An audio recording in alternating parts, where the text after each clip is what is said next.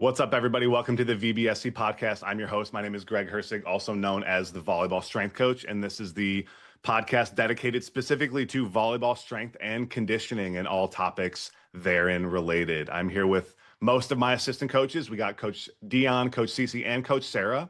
And today we've got a really interesting topic specifically about what we do, because we do primarily work with adult volleyball players 25 and older.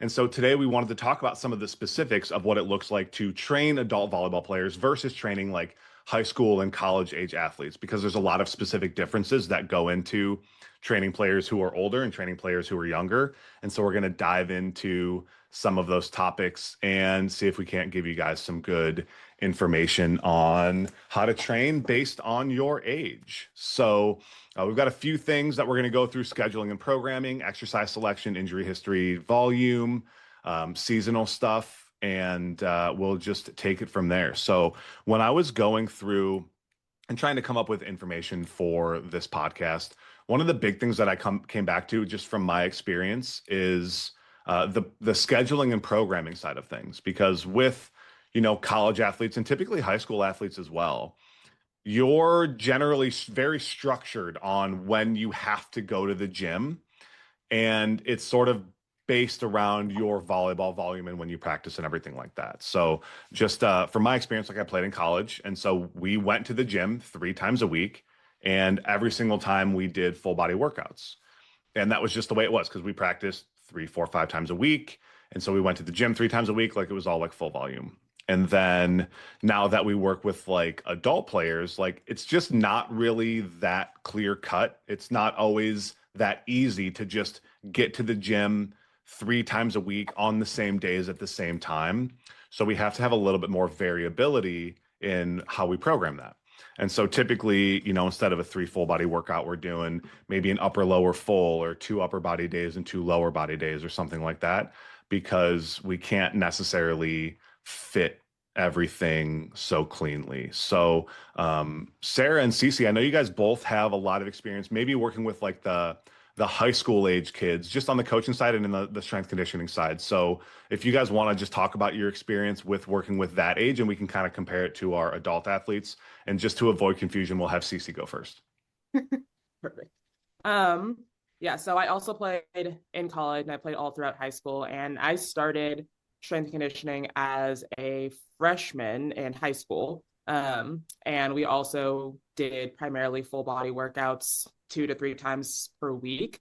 And the girls that I coach now do the same thing, both at the club level and at both in club volleyball and in high school volleyball. They're going, 2 to 3 times per week, depending on our playing schedule. And with the high school kids, in terms of programming, I know we're going to get into exercise selection and things like that. The biggest thing is just getting them familiar with their bodies, because they're at a point where they're just growing rapidly, and they're just not used to their limbs, for lack of a better word, especially with our female athletes. They're just growing very rapidly, and they might not have the muscle mass to support like their rapid growth. So a big thing there is just getting them stronger with their body weight first, whether that's with body weight exercises, plyometrics, and just getting them just moving more like athletes is a big thing that we focus on at like that freshman level. And then as they get older, sophomores, juniors, seniors, we can start to incorporate, more specific weight training to just continue to see them progress and get stronger. Yeah, it's like that classic like Bambi on ice kind of comparison that a lot of people use, with the legs and the arms are just flailing around everywhere. And obviously that's not exclusive. Yeah, that's not exclusive to just girls volleyball by any means. Boys is very similar in that regard. So yeah, Sarah, same to you. Like what's your experience in like training the younger athletes versus like doing more of the online training now with the older athletes? Yeah, that's a good question. So I find with the younger athletes, it can be a little more challenging at times because they don't always have access to a gym. They don't always have equipment at home. Mom and dad can't always get them to a gym. Like, it depends what age group I'm working with. So at that point, I have built easier, more simple programs that they can do at home, right? And so I find then I can have more compliance with that, whether it's like something with dumbbells on a bench and go that route. Jump training, we can do some more basic stuff. It also helps, like Coach Cece said, with the load, because they are growing and they're on the court so many times a week. So I find I can have compliance with that method if I have structured them like 3 full body workouts. Sometimes they just don't get done. Even though the intentions are there, they just don't get done because they don't have the drive. Whereas with adults, I find, well, now they're paying for a program, they're really invested in it, and they're a little more self-motivated that way. They can drive themselves to a gym, they can purchase home gym equipment. And so I find their compliance is just different. It's a different kind of motivating, a different kind of structure. Yeah, I think it's funny because you said drive, and it's like in the literal aspect and the figurative aspect, which I didn't even like think about, right? Like the drive is in the motivation is a little bit different, from high school to adults, but like literally being able to drive yourself somewhere, I think that's something we take for granted of like, we just know that all of our clients like basically have a gym membership and a home gym and they can just go whenever they need to. They're not reliant on like other people to do that. And when you were talking about that, brought up another really good point where, especially for like that high school age, I think it's really important to have full body workouts because sometimes like they just miss one. And so if they can only do 2 of their 3 workouts that week, and it's like an upper body, a lower body, and a full body, and they miss their upper body day, like they're just not, they're only getting half of an upper body workout, with that. So for them, like full body days is probably more effective just in case they can't hit everything, and it makes a lot of sense. That kind of like we can go to that motivation side because I think in the high school side that makes it's harder to motivate high school age kids to work out for volleyball. But if we take that to the college side, like I think it flips completely because college athletes have to lift. Like it's a requirement of any college program that they go to the gym like 2 or 3 times a week. And we do still have a few college teams that we work with where like I send them their programs and things like that. And so it's not, I think it's the opposite where it's like they might not be motivated to go, but they have to, like they go. And so we almost have that other direction for the adult volleyball players is we do have to get them to understand the why, give them the resources, and make sure we eliminate any barriers that we can for them ongoing, like having a program, making sure it fits their gym, what days are they going, what times are they going, and helping them schedule all of those things out ahead of time because it's not just baked into their normal routine where it's like when I was playing, it's like wake up, I had like 1 or 2 classes, then I would go to practice, then I would go to the gym, and then I would go to class again. Like my schedule was the same week over week. It was very structured. And so I didn't have to worry about like kids and working overtime and work trips and things like that to stay late. So that's why I think our flexibility of like that upper body, lower body, full body, where if we have to do back-to-back workout days, it just makes a lot more sense than doing full body workouts like you might typically see in like a normal strength and conditioning environment. And just to go back, so Cece, you brought up like the exercise selection side of things, which obviously I completely agree with, where, we get a pretty wide array of people who come to us, but I don't think we get a lot of people who are like never worked out before, beginners. Like they're probably not signing up for something like this for like online training. I usually, if we get those people, I'm like, go find someone in person and like learn how to exercise. And then you can come back because like you need to learn how to move your bodies too. And that's something we can touch on too, is like the online versus in person. But Cece, do you want to elaborate on the exercise selection side of things that you're talking about? Yeah, so I think for the younger kids, and I talked about this earlier, with just learning their bodies, I think a big thing just comes down to, and this is for adults too, but just like moving your own body weight, right? So learning how to properly do a push-up, learning how to like, do a pull-up, learning how to do a body weight squat, right? If we can't do a body weight squat, we're probably not going to, throw a barbell on your back and expect you to progress there. So I think it comes down to like, I think you mentioned before, just like building the, building the base of just body weight strength. And then from there, we can start, slowly progressing to things like goblet squats and then adding in back squats and then adding in, variations, because even with kids, they're going to progress at different rates, right? Some kids are going to get stronger faster than other kids. I had not to throw my teammate under the bus, but she got into college and she had never like done a back squat before in her life. So she had to start just with like a broomstick on her back just to like learn how to squat, where like other people were, had been lifting since they were freshmen in high school. So it comes back to the individuality of the athlete, of where they're starting from, so that we can also create a program where they are, progressing at a proper rate for them as an individual. For sure. And it reminds me, a pretty cool experience, actually. I spent 4 years working with a D3 men's team in person. And so I would ask every year, ask them at the beginning of the year, like, freshmen coming in, like, who has weightlifting experience coming into this?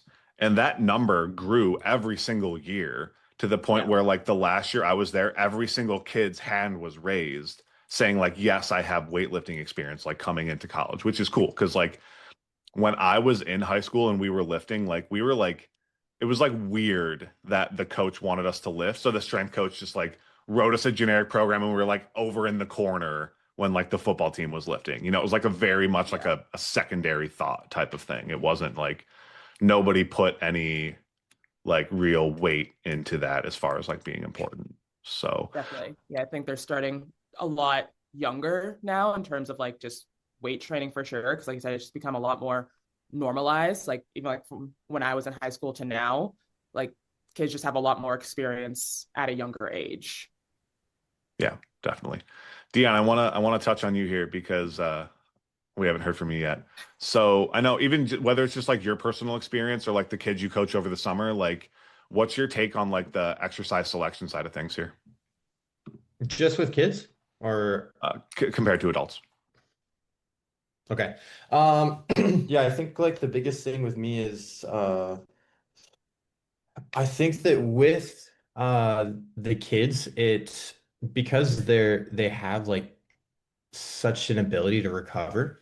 Um, they can like handle more volume when it comes to, you know, having 3 or 4 trainings a week and then having those 3 full body days each week.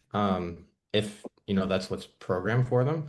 Whereas like I think with adults, the way that we do our programming, I think it's just it fits so well with adults and like the recoverability that you have when you get older, because you don't recover as well when you get older, as I've unfortunately learned in the last few years. But yeah, I think it's cool the way that we've like the way that we typically program with like, you know, a squat and like Romanian deadlift variation on one day, and then on the next day, like a normal deadlift variation followed by like some kind of lunge variation, and the same thing like upper body.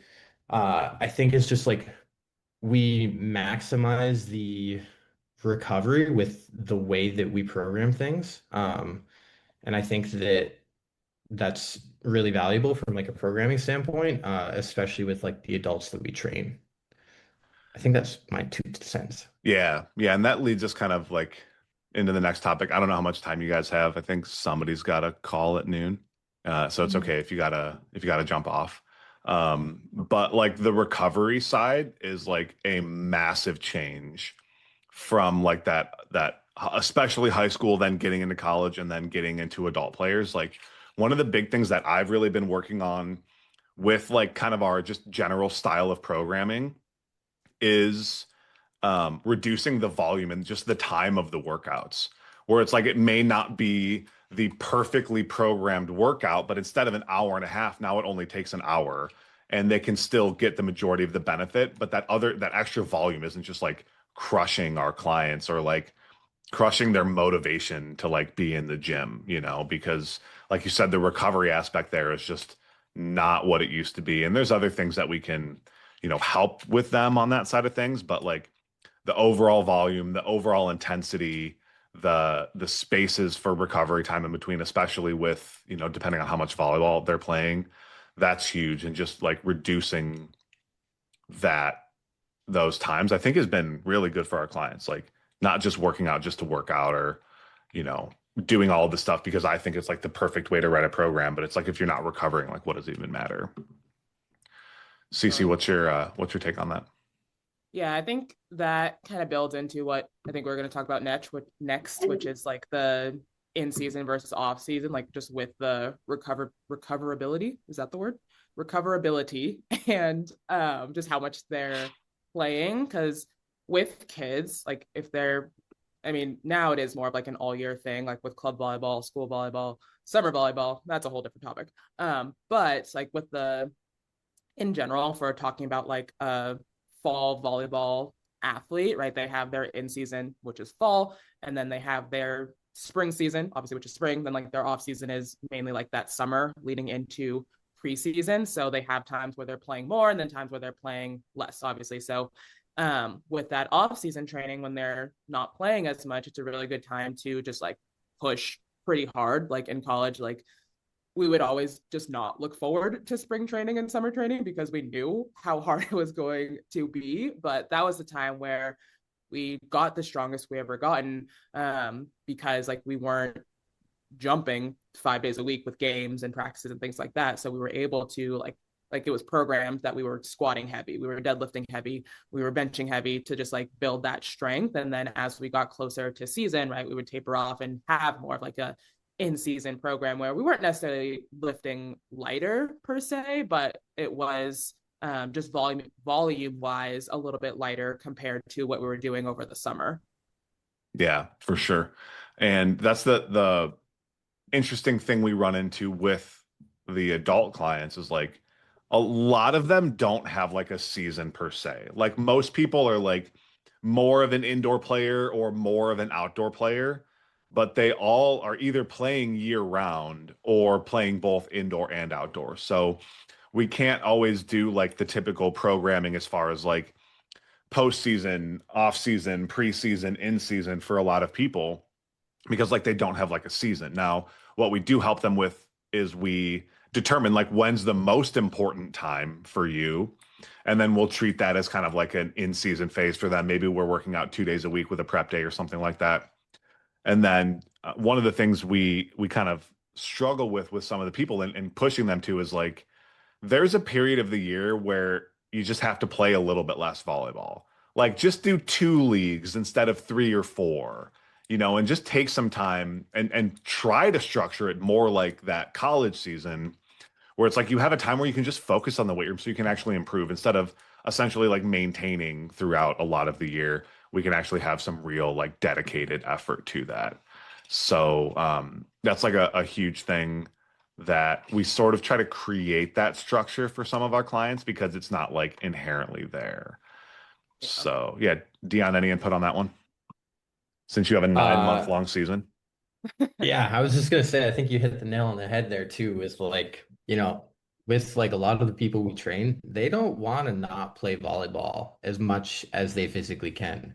And like sometimes we just gotta be like, yo, you can't play volleyball 6 times each week. It's not, if you want to make progress, then like you gotta work out. And then they come to us uh and they're like, why does my knee still hurt? And we're like, well, you're playing volleyball 6 times a week. Like, what do you expect? yeah. Yeah. Yeah, Keep things going, we sorry. got to deal with. But yeah, it's funny. But yeah, I think the one thing with like as we start to like turn into like adults and our recoverability gets lower and like at least when it comes to like playing at like a professional level or at a college level, I would say they're probably really similar in terms of like their season start and ends and like the off seasons. I think that is when it becomes so important to really dial in on the off season because when you're in season, you really are just trying to maintain everything you've built over that off season. It's very difficult to gain strength and power and explosiveness over the course of like an actual season where you're, playing 6 times a week or whatever. And that's why I think it's like so important in the off season to just like you just got to play volleyball less and you got to train like really hard. Mm, yeah. So, yeah. Yeah. And that's like, even with, we get a lot of clients who have, an 8, 9 month season like you do. And there is also that hard conversation there of like, what part of the season really matters for you? It's like you might sacrifice performance a little bit at like the beginning or maybe the second quarter of the season, something like that, because we know that the performance matters the most at the end. And so it's like we still, because we only have the summer to develop, we might have to sacrifice a little bit of volleyball performance in the beginning to lead to better long-term outcomes or peaking you when you actually need to be peaked, which is like coming up on the end of that season. And of course, I know everything matters, like, you know, your record matters, make sure you have your starting spot, everything like that. But it's still that conversation of like, what period of time is the most important, like that we can sacrifice somewhere else for a little bit of that too. And that kind of, you know, just to bring it back to like the kids side, that happens a little bit with let's say high school girls or high school age girls. It's like, well, what matters more to you? Is it club season or is it high school season? Like, which one's more important to you? And, or which one, like, do you have more time to be able to lift? High school season's a little bit harder because they're practicing like 4 or 5 times a week with games, right? Or club season, maybe it's 2 or 3.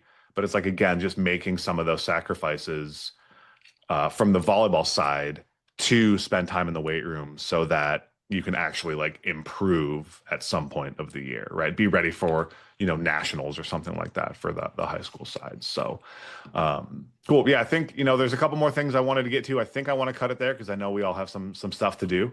But I think that while hopefully, you know, anybody listening to this got some good value and can understand like some of the differences that we have to make in order to work specifically with the adult volleyball players. And maybe not everything is like, you know, from the outside looking in like the ideal strength and conditioning program for a volleyball player, but we've just developed such a good system for like specifically who we want to work with. And so sometimes when people come up with those questions, they're like, oh, why don't you train high school kids? Why don't you train college kids? It's because our system's been so refined to that adult volleyball player and their lifestyle and their schedule and, you know, their strengths and weaknesses and pains and goals that it doesn't make sense to kind of like throw another completely different type of person into that, because like we are just so good at that particular aspect. So we're on that note, we're going to end it for today. We are back with the podcast. It's been a few weeks. We had some technical errors and I got things figured out. But yeah, before we drop off, if you just want to let everybody know where they can find you on social media, if they do want to follow you. I'm at Coach CCVB, that is CECEVB, on Instagram and TikTok. At Dion Lala on Instagram. DionLala, right? Yes, correct. And then I am at the Volleyball Strength Coach, periods in between, on YouTube and Instagram. TikTok is VB Strength Coach, because they wouldn't let me have my full username on there. It's too long. So appreciate anybody for listening. We will see you guys next week. We are back with weekly episodes. So make sure you're tuning in every week and check us out next time.